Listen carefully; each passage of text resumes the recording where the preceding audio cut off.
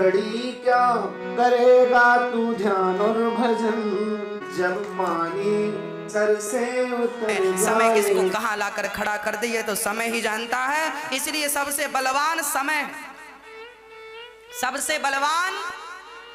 इसलिए समय का दुरुपयोग ना करना, समय ही परमात्मा है। समय का सदुपयोग करना मतलब परमात्मा की भक्ति करना है, और समय का दुरुपयोग करना मतलब परमात्मा की अवहेलना करने जैसा है। इसलिए कह दो अपने बच्चों से, समझदारी से काम करें, समय का सदुपयोग करें। एक एक दिन जा रहा है, आज का दिन चला गया, अब मेरी जिंदगी में ये दिन दोबारा लौट कर वापस नहीं आएगा। ये समय कितना कीमती था शायद आपको अभी पता नहीं चल रहा होगा। मैं जानता हूँ समय कितना बलवान है, समय कितना कीमती है। ये समय देखो, आज मैं यहाँ बैठे आपके बीच में बोल रहा हूँ, वो भी समय होगा जब मुझे अर्थी पर लेट कर जाना होगा। 4 लोग कंधों पर उठाकर ले जा रहे होंगे।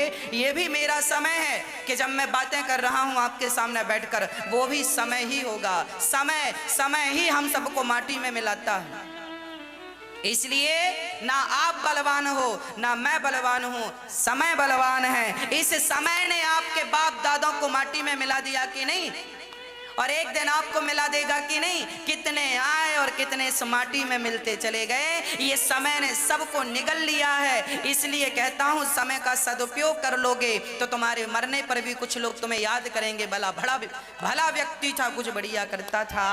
और अहंकार एटीट्यूड में जी लोगे तो कोई अर्थ नहीं जीवन का। इसलिए समय का सदुपयोग कीजिए। करता मैं नहीं हूं, करता कौन? करता भगवान है। एक पिता की 7 बेटियां थी। जब मैं बहुत छोटा था तब हमारी मासी ने हमें ये कहानी सुनाई थी। एक राजा की 7 बेटियां थी। उस राजा ने आज अपनी 7 बेटियों से पूछा, बेटी तुम किसका खाती हो, किसके भाग्य का खाती हो? तो सारी बेटियों ने, 6 बेटियों ने कह दिया, पिताजी हम आपका खाती हैं, हम आपका खाती हैं। पर आखिरी बेटी ने कहा, पिताजी हम तो भगवान का खाती हैं, हम तो भगवान का दिया खाती हैं। उस बाप ने अपनी 6 बेटियों का विवाह बहुत अच्छे घर में किया, राजाओं के यहाँ बेटी दी, और 7वीं बेटी को जंगल में एक लकड़हारे को दे दी। तू कहती थी ना भगवान के भाग्य का खाती हूँ, ले। वो राजा बड़ा अहंकारी, उसको लगता था मैं सबको खिला रहा हूं। उसने अपनी बेटी को लकड़हारे को दे दिया, लकड़ी बेचता था और अपना जीवन। एक दिन वो लकड़हारा भी बीमार पड़ गया, जंगल में पड़ा था, ना हाथ चल रहा था ना पांव। उस आदमी को बेटी दी जो एक पग चल नहीं सकता था। जा, तू कहती भगवान के खाता हूं, खाती हूं, जा। 6 बेटियों का अच्छे घर में विवाह किया, 7वीं का लकड़हारे के संग कर दिया। अब वो लड़की अपने भाग्य को समझ करके, परमात्मा ने जो किया है ठीक किया है, ये भगवान की मर्जी है और मैं भगवान के भरोसे हूं। देखो जंगल में दिया बाप ने, और 1 रुपए नहीं दिया कि ये रुपए से खरीद के 2 रोटी खा सके, कुछ नहीं दिया दहेज के नाम पर, खाली साड़ी पहना कर भेज दी। उस लड़की ने जंगल की लकड़ियां इकट्ठी की, गांव बाजार में बेचा, 2 पैसे मिले तो अपने लिए और अपने पति के लिए भोजन लेकर आई। जंगल में घास की कुटिया बनाई, रोज का नियम बन गया, जाती और अपने पति की दवाई भी लाती, क्योंकि वो बीमार था, चल नहीं पा रहा, कोई पेट में प्रॉब्लम थी।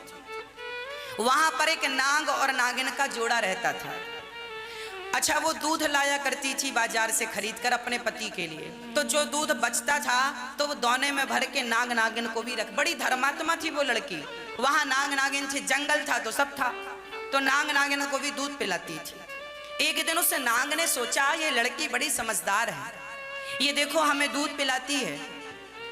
अच्छा, वो नाग जहां बैठा था ना, वहां बहुत सारा धन गड़ा था।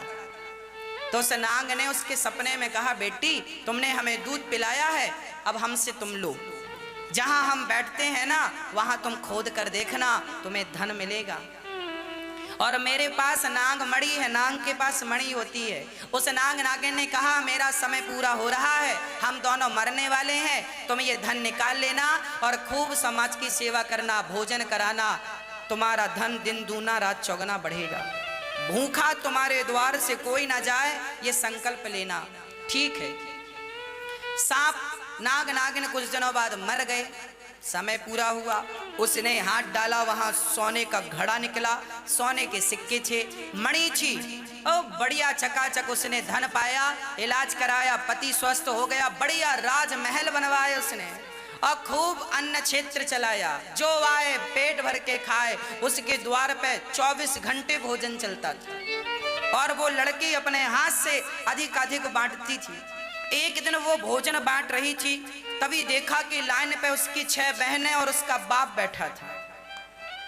अरे आप तो मेरे पिता हैं। पिता ना पहचान पाए कि ये कौन है, पर वो तो बेटी, बाप को क्यों ना पहचाने, पहचान गई ये मेरा बाप। अरे पिताजी आप लाइन में रोटी के लिए बैठे हैं, क्या हुआ? बेटी हमारा सब धन बर्बाद